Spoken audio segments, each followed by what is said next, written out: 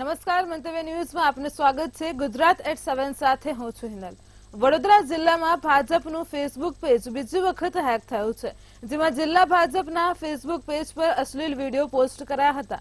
ત્યારે સાયબર માફિયાઓ સામે ભાજપની સોશિયલ મીડિયા ટીમ લાચાર હોય તેવું લાગી રહ્યું છે, કારણ કે આ અગાઉ પણ ભાજપનું પેજ હેક કરવામાં આવ્યું હતું।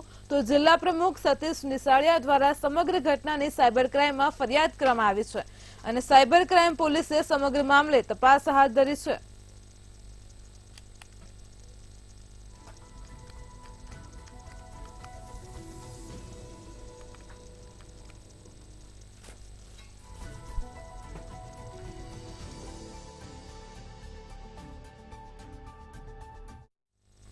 ગુજરાત આયુર્વેદ યુનિવર્સિટીનો મોટો નિર્ણય લીધો છે। અપૂરતી સુવિધાને કારણે 6 કોલેજનું જોડાણ રદ કરવામાં આવ્યું છે, જેમાં અમદાવાદની સરકારી અખંડાનંદ આયુર્વેદ કોલેજનું પણ જોડાણ રદ કરવામાં આવ્યું છે।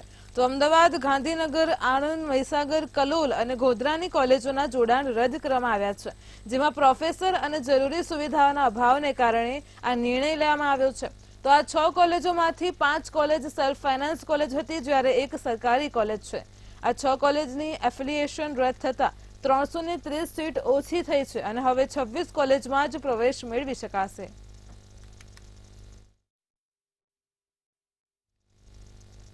ગાંધીનગરમાં લોકશાહીના અવસરની ઉત્સાહભેર ઉજવણી કરવા તેમજ મતદાન કરવા જાગૃતતા લાવવા માટે જિલ્લા કલેક્ટર દ્વારા વિશેષ આયોજન કરવામાં આવ્યું છે, જેમાં ચૂંટણી દરમિયાન નાગરિકો વધુ મતદાન કરે તેથી શાળાના બાળકો દ્વારા વિવિધ થીમ ઉપર શેરી નાટકો અને ગીતો રજૂ કરાયા હતા।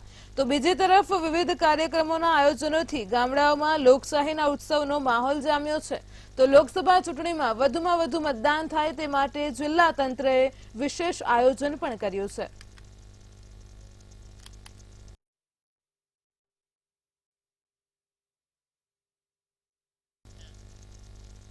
અમીરગઢના અરણીવાડા અવાડા ગામે રેતી ચોરીના આક્ષેપો સાથે સ્થાનિકોની ચૂંટણી બહિષ્કારની ચીમકીનો મામલો સામે આવ્યો હતો। નદીમાં મોટા પાયે રેતી ચોરી કરતી ટ્રેક્ટર ચાલકો બેફામ દોડતા હોવાના આક્ષેપો સાથે સ્થાનિકોએ પણ ખાણ ખનીજને આડે હાથ લીધી હતી। ત્યારે અનેકવાર લેખિત તેમજ કંટ્રોલ રૂમમાં રજૂઆતો બાદ પણ ઉકેલ ન આવતો હોવાના સ્થાનિકોએ આક્ષેપ કર્યા છે। તો સ્થાનિક લોકો અને ખાણ ખનીજની ટીમ વચ્ચે થયેલી બોલાચાલીનો વિડીયો વાયરલ થયો હતો।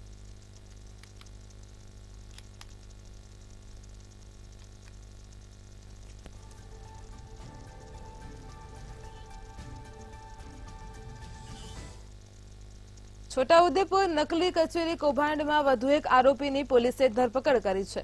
છોટાઉદેપુર જિલ્લામાં નકલી સરકારી કચેરી ઊભી કરી 21 કરોડનું કૌભાંડ બહાર આવ્યું હતું, જેમાં નિવૃત્ત આઈએએસ અધિકારી સાથે માસ્ટર માઇન્ડ અબ્બુ બકર સૈયદ અને સંદીપ રાજપૂત સાથે કુલ 12 આરોપીઓને પોલીસે ઝડપી પાડ્યા હતા, જેમાં તાજેતરમાં જ પોલીસે તત્કાલીન આદિજાતિ વિકાસ અધિકારી નરેન્દ્ર સુરતીને રાજપીપળા ખાતેથી ઝડપી પાડ્યો છે।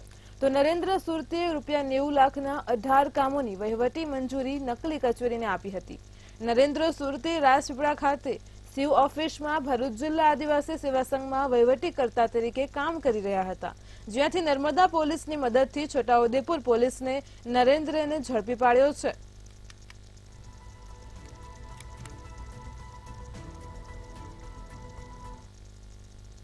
પોલીસ સ્ટેશનની અંદર જે નકલી કચેરી કૌભાંડ એ પાર્ટ ગુના રજિસ્ટર નંબર 10-20/23 મુજબનો જે ગુનો રજીસ્ટર કરવામાં આવેલો છે, તેની અંદર એક વધુ આરોપીની અટકાયત કરવામાં આવેલી છે। જે આરોપી અટક કરવામાં આવેલી છે તેનું નામ છે નરેન્દ્ર સુરતી, જે પ્રાયોજના હવાલદાર કચેરીમાં મદદનીશ આદિજાતિ વિકાસ અધિકારી તરીકે ફરજ બજાવતા હતા। તેમના સમયગાળા દરમિયાન તેમને 4 દરખાસ્તોની અંદર 18 કામોની અંદર 2 દરખાસ્તો અને 4 વહીવટી હુકમોમાં મળી કુલ 90,20,750ના કામોમાં સહીઓ કરેલી છે અને તેમને અટક કરી કોર્ટ હવાલે કરવામાં આવી છે। ગાંધીનગર પૂર્વ કલેક્ટર એસ.કે. લાંગાએ તેમના શાસનમાં આચરેલા ભ્રષ્ટાચારમાં હાલ તેઓ પોલીસ કસ્ટડી હેઠળ છે। તો બીજી તરફ લાંગાએ કરેલું જમીન કૌભાંડ હજુ સમાયું નથી। તો છેલ્લા 9 મહિનાથી લડત આપી રહેલા અણદેજ ગામના ગણોતિયા ખેડૂતોને પણ એસ.કે. લાંગાએ છોડ્યા નથી। આજે ગાંધીનગર કલેક્ટર કચેરી ખાતે ભોગ બનનાર 50થી વધારે ખેડૂતો જિલ્લા કલેક્ટરને ફરીથી આવેદનપત્ર આપવા પહોંચ્યા હતા। ખેડૂતોએ જણાવ્યું હતું કે 17 જુલાઈ 2023ના રોજ એક આવેદનપત્ર આપી સરકાર પાસે ન્યાયની માંગણી કરાઈ હતી।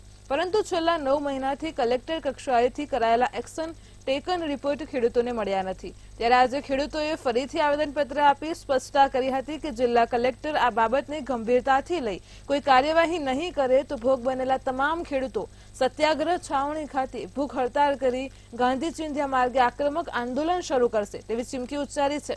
તો ત્યારે રાજ્યનો મહેસૂલ વિભાગ અને ગાંધીનગર જિલ્લા કલેક્ટર ખેડૂતોને ક્યારે ન્યાય અપાવશે તે જોવું રહ્યું।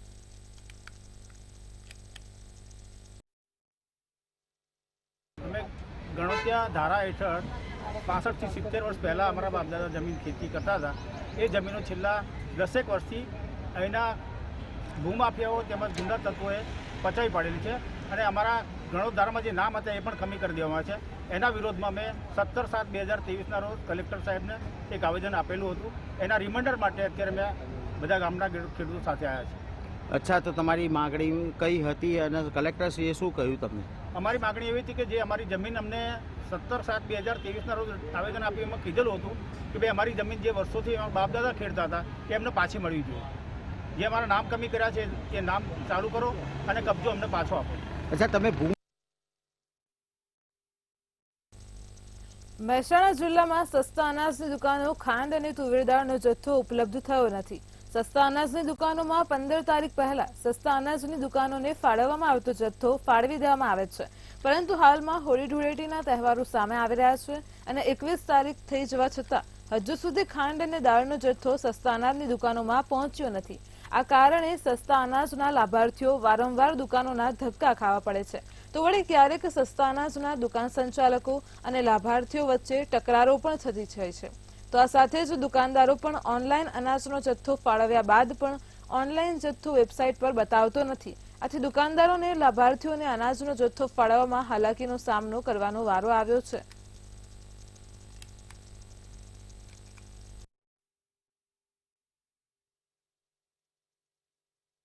સવારનું સર્વર તો ડાઉન છે। ઘણા બધા દુકાનદાર મિત્રોના ફોન આવી રહ્યા છે કે સર્વર નહીં આવતું 11 વાગ્યા સુધી વાંધો નતો, પણ હાલ તો લગભગ બંધ જેવું જ છે। બીજું, મારી દુકાને માલ કાલે આવ્યો સાંજે, પણ હજુ રિસીવ બતાવતો નહીં। મારા લગભગ 100 જેવા ગ્રાહક પાછા ગયા। હવે માલ રિસીવ ના બતાવતો હોય તો ફિંગરપ્રિન્ટ કેવી જાય છે? માલનો જથ્થો ના બતાવતો તો જથ્થો કેવી આપી શકે? હાલ આવા બધા પ્રશ્નો ચાલી રહ્યા છે, પણ અપેક્ષા રાખીએ કે આ નિરાકરણ જલ્દી આવે। તહેવાર આવી રહ્યા છે અને એ સમયે આવી સ્થિતિ શું કહી શકાય? એમાં તો ગ્રાહકોને દુકાનદારને ઘર્ષણ થાય, બીજો તો કોઈ રસ્તો છે જ નહીં। ગ્રાહક માલ માગે, દુકાનદાર માલ લાગે। ને કયો જથ્થો અવેલેબલ નથી આપણે ત્યાં? મારી દુકાનમાં હાલ ખાંડ અને દાળ લગભગ ક્યાંય પણ નથી। એમ જોઈએ ત્યાં એરર જ આવતું હોય કોમ્પ્યુટરમાં, ઓનલાઈન ચાલુ નથી, આમ છે તેમ છે, કાઢવા પડે શું વસ્તુ અહીંયા ઉપલબ્ધ નથી અત્યારે? હાલ અહીંયા અને દાળ નથી। હા, તો કયા પ્રકારની તકલીફ પડી ગઈ છે? બસ આ ધક્કા ખાવા પડે એરરના લીધે, કોમ્પ્યુટરમાં પ્રોબ્લેમ હોય છે। કાજલ હિન્દુસ્તાની તેના નિવેદનના લીધે હાલ ચર્ચાનો વિષય બની છે। ત્યારે કચ્છના માધાપર અને ગાંધીધામ પોલીસ મથકે કાજલ હિન્દુસ્તાની વિરુદ્ધ પોલીસ ફરિયાદ નોંધવામાં આવી છે, તેમજ પાટીદાર સમાજ દ્વારા કચ્છ જિલ્લા કલેક્ટરને આવેદનપત્ર આપવામાં આવ્યું છે અને તેની સામે યોગ્ય કાર્યવાહી કરવા માંગ કરી છે। કાજલ હિન્દુસ્તાનીના કાર્યક્રમમાં ઉગ્ર પ્રદર્શન કરવાની ચીમકી પણ ઉચ્ચારવામાં આવી છે।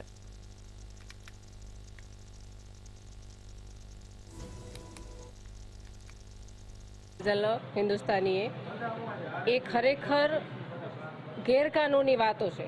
આજે તો પાટીદાર સમાજની દીકરીઓ માટે વાતો થઈ છે, કાલ ઉઠીને બીજી જ્ઞાતિની દીકરીઓ માટે વાત થાય તો આ મહિલાઓએ ખરેખર પોતાનું સશક્તિકરણ, મહિલા જાગૃતિ થવાની જરૂર છે અને એક મહિલા થઈને મહિલાનો વિરોધ કરે છે, જે ખરેખર એ ઘટના મોરબી ખાતે થઈ જ નથી અને એ અમે ખરાઈ કરેલી છે। ત્યારે આજે અમે ખુલ્લે તમને વાત કરી શકીએ છીએ કે ઘટનાનો ખરેખર વિરોધ થવો જોઈએ। હવે જ્યારે જાહેર મંચમાં આવા પ્રોગ્રામ થતા હોય ત્યારે સભાજનોએ પણ આનો વિરોધ કરીને ત્યારે ને ત્યારે આ વાતનો ખુલાસો થવો જોઈએ। કચ્છની વાત કરું તો પૂર્વ કચ્છની અંદર કાલે ગાંધીધામ એ ડિવિઝનની અંદર સમસ્ત પાટીદાર સમાજના અગ્રણી મુકેશભાઈ પટેલ અને એમના મંત્રીઓ અને એમના કારોબારી સભ્યોએ ડિવિઝન એની અંદર ફરિયાદ નોંધાવી છે અને આજે અમે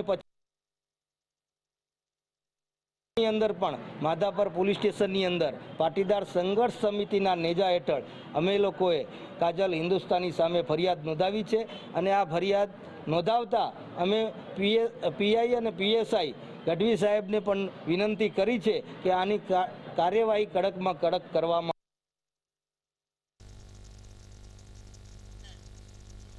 અમદાવાદના સોલા ક્રોસ રોડથી ભાજપ સર્કલને જોડતા 4 કિલોમીટર લંબાઈનો સોલા સાયન્સ સિટી રોડ પ્રોજેક્ટમાં એએમસીની બેદરકારીનો નમૂનો સાબિત થઈ રહ્યો છે. તો ડિસેમ્બર 2019માં અમદાવાદ કોર્પોરેશનની સ્ટેન્ડિંગ કમિટીએ આ રોડ બનાવવાની મંજૂરી આપી હતી. વર્ષ 2020માં આ રોડના કામનું ખાતમુહૂર્ત કરાયું હતું. ત્યારે 4 વર્ષ બાદ પણ આ રોડનું કામ પૂરું થઈ શક્યું નથી.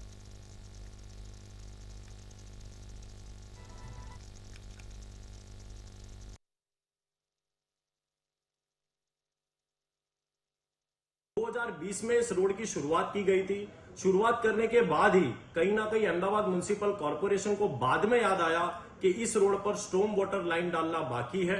फिर वहां पर स्टॉर्म वाटर लाइन का काम शुरू किया गया. स्टॉर्म वाटर लाइन डलने के बाद ट्रैफिक पुलिस के सर्कल के रूल्स के मुताबिक कहीं ना कहीं ट्रैफिक पुलिस के रूल्स नहीं मिल रहे थे, तो और काम 6 महीने को खींचा गया. उसके बाद हाई टेंशन वायर्स को अंडरग्राउंड डालने के लिए यूजीवीसीएल के द्वारा और अहमदाबाद म्युनिसिपल कॉर्पोरेशन के द्वारा और 6 महीने तक इस रोड को कहीं ना कहीं और इसका समय दूर खींचा गया. कहीं ना कहीं ये साफ बताता है कि अहमदाबाद म्युनिसिपल कॉर्पोरेशन के पास कोई नीतियां नहीं है. कोई भी प्रोजेक्ट समय से पूरा नहीं होता.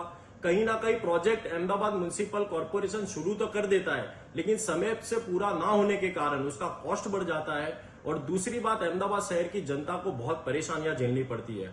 कांग्रेस पार्टी ये मांग करती है कि इस सड़क का काम जल्द से पूरा किया जाए. और મહીસાગરમાં લુણાવાડાની હેલી હોસ્પિટલ ફરી વિવાદમાં આવી છે, જેમાં પ્રસૂતિ માટે આવેલ મહિલા અને બાળકનું સારવાર દરમિયાન મોત થયું છે. ત્યારે પરિવારજનોએ આક્ષેપ કર્યો છે કે ઓપરેશન દરમિયાન તબીબે ગંભીર બેદરકારી કરી હતી, જેથી પરિવાર બાળકનો મૃતદેહ અને મહિલાનો મૃતદેહ લઈને હોસ્પિટલની બહાર બેઠા હતા અને ન્યાયની માંગ કરી છે.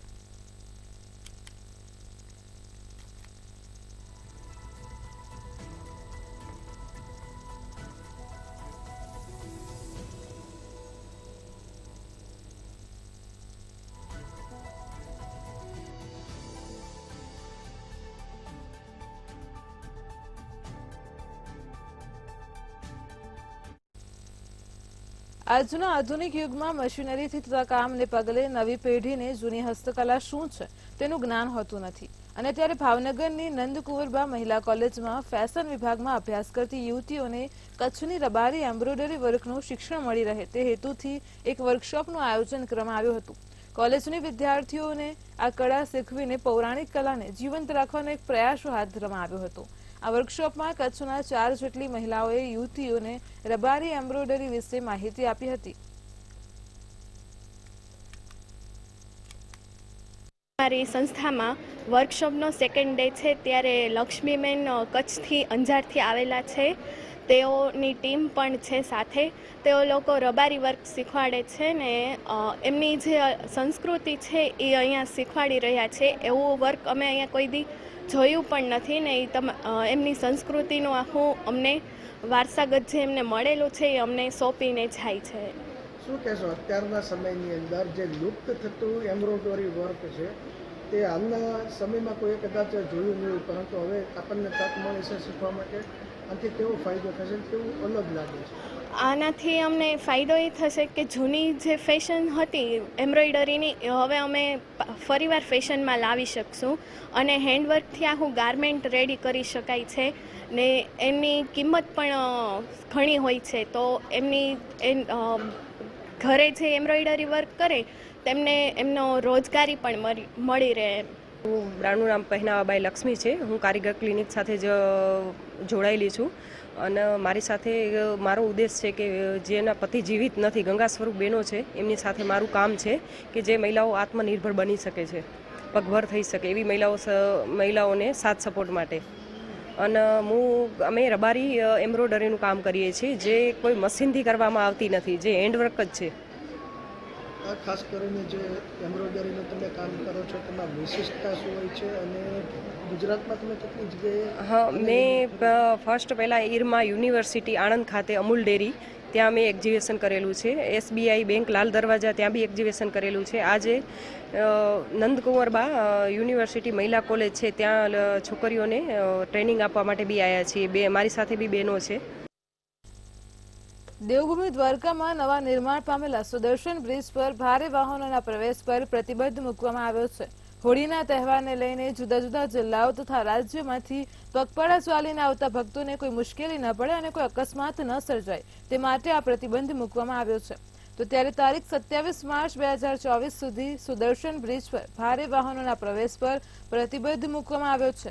આ સમગ્ર મામલે દેવભૂમિ દ્વારકાના અધિક જિલ્લા મેજિસ્ટ્રેટ દ્વારા સત્તાની રૂએ જાહેરનામું પ્રસિદ્ધ કરવામાં આવ્યું છે.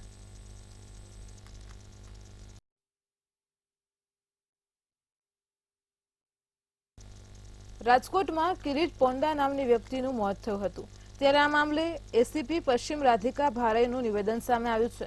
કિરીટભાઈ દુકાન બંધ કરીને ઘરે જતા હતા અને ત્યારે અનંત ગજ્જર અને દેવેન્દ્ર ઉપાધ્યાય નામના વ્યક્તિઓ કારમાં સવાર હતા. કારમાં સવાર આ બંને વ્યક્તિઓના મેડિકલ ટેસ્ટ કરવામાં આવશે. ત્યારે મેડિકલ ટેસ્ટમાં બંને પીધેલા જણાશે તો તે અંતર્ગત અલગથી ગુનો દાખલ કરવામાં આવશે. રામાપીર ચોકડી પાસે કિરીટભાઈ પોંદા કરીને એક વ્યક્તિ છે. એ પોતાનું બાઇક સીડી ડિલક્સ લઈ અને જતા હતા પોતાના નિવાસ સ્થાને. ત્યારે પાછળથી એક વોક્સવેગનની ટી-રોક કાર એણે આ બ્રિજ ઉપર જ કિરીટભાઈને વાહનને ટક્કર મારતા એ વાહન પરથી પડી ગયેલા અને એમનું ઘટના સ્થળ પર જ એમનું મૃત્યુ થયું છે. અને આ ગાડી છે એ પણ આગળ બ્રિજથી થોડી આગળ જઈ અને RMCના જે થાંભલા છે એની સાથે આ ગાડી અથડાઈ છે. અને જે અંદર બે વ્યક્તિઓ હતા એ બે વ્યક્તિઓને પોલીસે હાલ હસ્તગત કરેલ છે, ડિટેન કરેલ છે. અને જે મરણ જનાર છે એના પરિવારની ફરિયાદ લેવાની કાર્યવાહી હાલ ચાલુ છે. જૂનાગઢમાં ઓનલાઈન પેમેન્ટના નામે છેતરપિંડી થયાની ઘટના સામે આવી છે. આ સમગ્ર ઘટનામાં મોતીબાગ નજીક આવેલ એપલ શોપમાં ગઠિયાઓએ ₹55,000ની છેતરપિંડી આચરી હતી. જેમાં તેમણે 2 સ્માર્ટ વોચ લઈ અને ઓનલાઈન પેમેન્ટ કર્યાની ખોટી રિસીપ્ટ બતાવી હતી. ત્યારે બંને આરોપી મુંબઈના હોવાનું સામે આવ્યું હતું અને સમગ્ર ઘટનાના CCTV પણ સામે આવ્યા છે. ત્યારે પોલીસે બંને આરોપીની અટકાયત કરી કાયદેસરની કાર્યવાહી હાથ ધરી છે. વડોદરામાં નિઝામપુરા સ્મશાન અને આનંદ નિકેતન એપાર્ટમેન્ટ બહાર ડ્રેનેજ લાઈન ઉભરાઈ હતી. છેલ્લા 2 મહિનાથી લોકોને ભારે હાલાકીનો સામનો કરવાનો વારો આવ્યો છે. નિઝામપુરા સ્મશાન અંતિમ સંસ્કાર માટે આવતા લોકોને અહીં મુશ્કેલીમાં મૂકે છે. ત્યારે રહીશોને ગંદા પાણીમાંથી પસાર થવા માટે તેઓ મજબૂર બન્યા છે. કોર્પોરેશનમાં 2 મહિનાથી રજૂઆત કરવા છતાં કોઈ નિરાકરણ આવ્યું નથી. ડિલક્સ જૈન દેરાસરથી લઈ અને નવાયાર્ડ ઢાળ સુધીનો આ રોડ છે. તમે જુઓ કે હજી રોડની કામગીરી પતી છે, અડધી ફરધી બાકી છે. તેમ છતાં છેલ્લા 3 મહિનાથી આ વિશ્રાંતિ પાર્કની બહાર તમે જુઓ કે આ ડ્રેનેજ લાઈન, આ વિશ્રાંતિ પાર્કની બહારની આ સમસ્યા હજી સોલ્વ થતી નથી. ડ્રેનેજ પ્રોજેક્ટવાળા, રોડ પ્રોજેક્ટવાળા અને વોર્ડના લોકલ એન્જિનિયરો આ ત્રણે ભેગા થઈને આનો રસ્તો કરે તો થાય. હવે એક બાજુ રોડ બનાવી દીધો, હવે ડ્રેનેજ પ્રોજેક્ટવાળા રોડ તોડવાની ના પાડે છે. રોડ પ્રોજેક્ટવાળા રોડ તોડવાની ના પાડે છે. ડ્રેનેજ પ્રોજેક્ટવાળા કે અમને પરમિશન અપાવો. હવે આ જવાબદારી કોની? અહીંયા રોગચાળો ફેલાશે તો જવાબદારી કોની? સ્મશાનમાં જો ડેડ બોડી લઈને જતા હોય તો લોકોને ગંદા પાણીમાંથી ચાલીને જવું પડે છે. બીજું, વિશ્રાંતિ પાર્કની બાજુમાં જે ફ્લેટ છે એ ફ્લેટના રહીશો પણ ઘરની બહાર નીકળી નથી શકતા. એટલું ગંદા મળ ત્યાં બહાર તરતા હોય છે. એટલે આ પ્રકારની પરિસ્થિતિમાં જો રોગચાળો ફેલાશે તો કોની જવાબદારી? ભાઈ 4-5 મહિનાથી સમસ્યા છે અને આ સમસ્યાથી બહુ કંટાળી ગયા છે. અમે લોકો કમ્પ્લેન એટલી બધી આપી પણ લોકો આવીને જોઈને જતા રહે છે. બાળકો અમારા બહુ બીમાર પડી ગયા છે અને બધાની એક્ઝામ પણ ચાલુ રહે છે. અમારા પગ મૂકીને ક્યાંથી જવું? કોઈ મહેમાન આવે તો પણ આપણે પ્રોબ્લેમ થાય કે હવે કેવી રીતે મહેમાનને બોલાવીએ ઘરે, કેમ અમારા ઘર આગળ જ આ ઇસ્યુ થયો છે. અને કેટલા ટાઈમથી 1-2 દિવસનું હોય તો સમજ્યા પણ આ લગભગ 4-6 મહિના થયા છે અને 4-6 મહિનાથી આ પ્રોબ્લેમ છે. તકલીફ પડે છે અહીંયા ગાડી આવવા જવામાં પણ. આખી સોસાયટીનું પાણી બેક મારીને અમારા ઘરના આંગણે આવે છે. આ શું સારું ના કહેવાય, આ શોભે નહીં. કોર્પોરેશનવાળા હવે કંઈક કરે તો સારું. અરવલ્લી જિલ્લાના ધનસુરા તાલુકામાં કમાલિયા કંપા ગામને સીમ નજીક લૂંટની ઘટના સામે આવી હતી. લુણાવાડા તાલુકાના ગેગડિયા ગામના એક આધેડને 3 ઘણા રૂપિયા કરી આપવાની લાલચ આપીને કમાલિયા કંપાની સીમ નજીક બોલાવવામાં આવ્યા હતા. ત્યાં તેમની પાસેથી 3 લાખ રૂપિયા લૂંટીને કેટલાક ઇસમો ભાગી ગયા હતા, જે બાબતે ધનસુરા પોલીસને જાણ કરવામાં આવી હતી. ઘટનાની ગંભીરતાને લઈને ધનસુરા પોલીસ દ્વારા ગેંગને ઝડપી પાડવા ચક્રો ગતિમાન કર્યા હતા. ગણતરીના જ કલાકોમાં 8 ઇસમોને ઝડપી પાડી રૂપિયા 2 લાખથી વધુની રોકડ રિકવર કરી હતી અને આરોપીઓને જેલના સળિયા પાછળ ધકેલી દીધા હતા. राजेश कुमार मनोहर भाई पटेल हमारे कंप्लेनेंट, उनको शाम को उनकी पास से 3 लाख रुपए ले लिए गए और जो अपराधी हैं वो 2 गाड़ियों में आए, उनको रोका, मारा पीटा और पैसे लेके भाग गए. इसकी कंप्लेन हमें देर रात मिली और इसके जस्ट बाद कंप्लेन लेते ही हमने राठौड़ साहब की लीडरशिप में 2 टीम्स बनाई और उन 2 टीम्स ने बहुत ही जल्दी एफर्ट किया और एक के बाद एक आरोपी को पकड़ा. जानने में ये आया कि ये जो कंप्लेनेंट है, इनको लालच दिया गया था कि इनकी मजबूरी का फ़ायदा उठा के कि आपके पैसे डबल कर दिए जाएंगे. મહેસાણા પોલીસે બાતમીના આધારે હાઈ પ્રોફાઇલ જુગારધામ પકડી પાડ્યું હતું. મહેસાણામાં કડીના વેકરા ગામમાં ફાર્મ હાઉસમાંથી હાઈ પ્રોફાઇલ જુગારધામ ઝડપાયું છે, જેમાં 2 વિદેશી મહિલાઓ સહિત 25 જુગારીઓની પોલીસ દ્વારા ધરપકડ કરવામાં આવી હતી. પોલીસે 67 લાખના મુદ્દામાલને પણ જપ્ત કર્યો હતો. ત્યારે આ સમગ્ર મામલે મહેસાણા પોલીસે ફરિયાદ નોંધી આગળની તપાસ હાથ ધરી છે.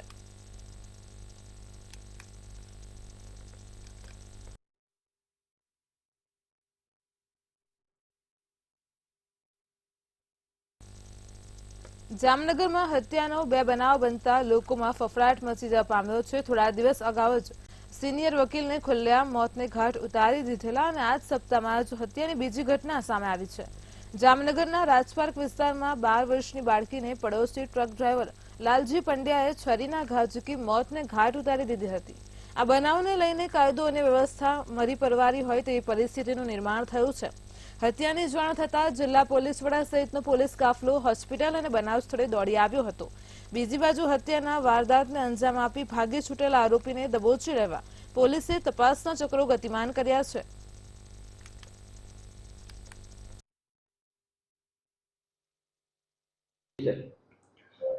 જામનગરના ગુલાબનગર વિસ્તારમાં એક 12 વર્ષની બાળકીનો મર્ડરનો હત્યાનો બનાવ બનેલો છે. જે બનાવની વિગત એવી છે કે જે આ 12 વર્ષની બાળા છે એ એના નજીકમાં જ રહેતા એના પિતાના મિત્ર જે શકમન છે, જેનું નામ છે લાલજી કૈલાસ પંડ્યા, એમના ઘરે ટિફિન દેવા તેમજ ઘરકામ માટે ગયેલ હોય.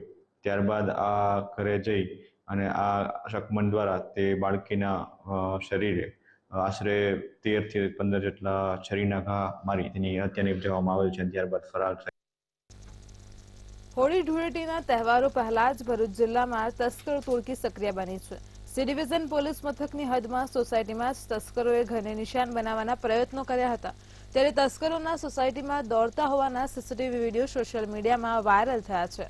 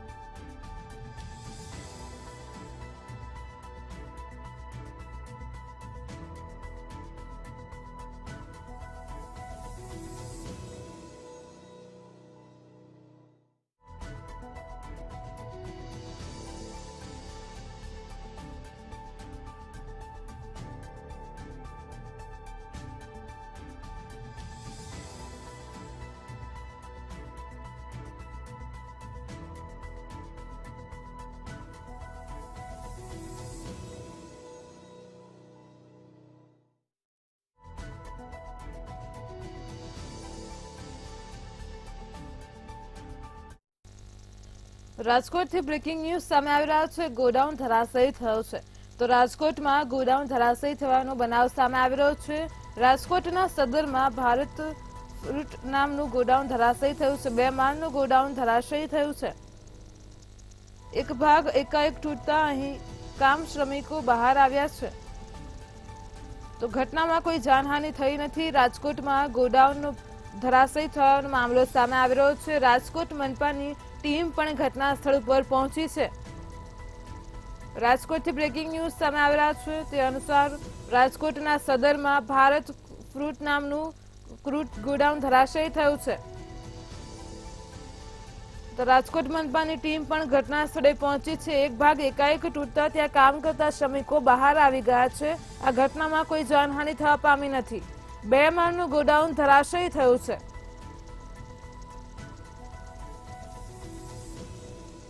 તો રાજકોટના સદર ખાતે ઘટના બનવા પામી છે. આપ ટીવી સ્ક્રીન પર દ્રશ્યો જોઈ શકો છો. ગોડાઉન ધરાશયી થયું છે.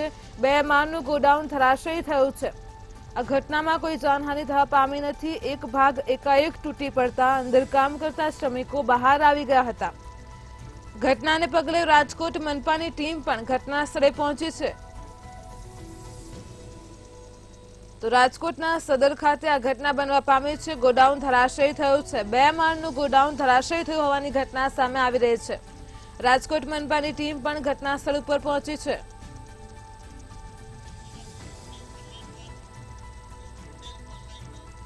તો આજ મુદ્દે અમારી સાથે સંવાદદાતા ધ્રુવ કુંડલ ફોન લાઈન પર જોડાઈ ગયા છે. જી ધ્રુવ, રાજકોટના સદરમાં 2 માળનું ગોડાઉન ધરાશયી થયું છે. શું છે સમગ્ર વિગત? ચોક્કસથી વાત કરીએ તો સદર વિસ્તારમાં ભારત ફ્રૂટ નામનું એક ફ્રૂટનું ગોડાઉન છે તે ધરાશયી થયું છે. મહત્વની બાબત એ છે કે 45 વર્ષ આ જૂનું ગોડાઉન છે, જે લાંબા સમયથી ક્યાંક તેમાં કોઈ પણ પ્રકારનું રિપેરિંગ કાર્ય નહોતું થયું અને તેના જ કારણે આ ધરાશયી થયું છે. ખાસ તો આ 2 માળનું જ્યારે ગોડાઉન ધરાશયી થયું ત્યારે એ ગોડાઉનમાં 8 થી 10 જણા જેટલા જે શ્રમિકો કામ કરતા હતા. એટલે કે ચોક્કસથી એ ફ્રૂટ ગોડાઉન હોવાના કારણે શ્રમિકો ક્યાંક ફ્રૂટ ત્યાંથી લોડિંગ અનલોડિંગ કરતા હોય છે. પણ હાલ કોઈ પણ પ્રકારની જાનહાનિના સમાચાર નથી મળી રહ્યા. ઘટનાને પગલે રાજકોટ મહાનગરપાલિકાની જે ટીપીની જે ટીમ છે તે સ્થળ ઉપર પહોંચી છે. આ પ્રકારની ગંભીર કહી શકાય કે બાબત ઘટનાને લઈને ક્યાંક લોકોમાં પણ ક્યાંક જાગૃતિની જરૂર છે. કારણ કે આવી જગ્યાએ કોઈ પણ પ્રકારે કોઈ કોમર્શિયલ કાર્ય ન થવું જોઈએ. ખાસ તો રાજકોટ મહાનગરપાલિકા અનેક જગ્યાએ જે આવા જે બિલ્ડિંગો છે કે જે ક્યાંક ભયજનક છે તેમાં નોટિસ તો પાઠવતી હોય છે. પણ આ જે બિલ્ડિંગ છે તે 45 થી 50 વર્ષ જૂનું હોવા છતાં ત્યાં કોઈ પણ પ્રકારની નોટિસ છે તે પાઠવવામાં નહોતી આવી. એક મોટો સવાલ એ પણ ઉભો થઈ રહ્યો છે કે શા કારણે આવડી મોટી ભૂલ મનપા તંત્ર તરફથી પણ થઈ. એટલે કે ચોક્કસથી સ્થાનિક લોકોમાં અત્યારે ક્યાંક ભયનો માહોલ છે. પણ સાથે સાથે જોવા જાય તો એક જાગૃતતાની પણ જરૂર છે કે આવી કોઈ પણ પ્રકારની જે પ્રોપર્ટી હોય ત્યાં કોઈ પણ પ્રકારનું રહેણાંક કાર્ય કે પછી કોમર્શિયલ કાર્ય ન થવું જોઈએ. જી ધ્રુવ, સમગ્ર માહિતી બદલ આભાર.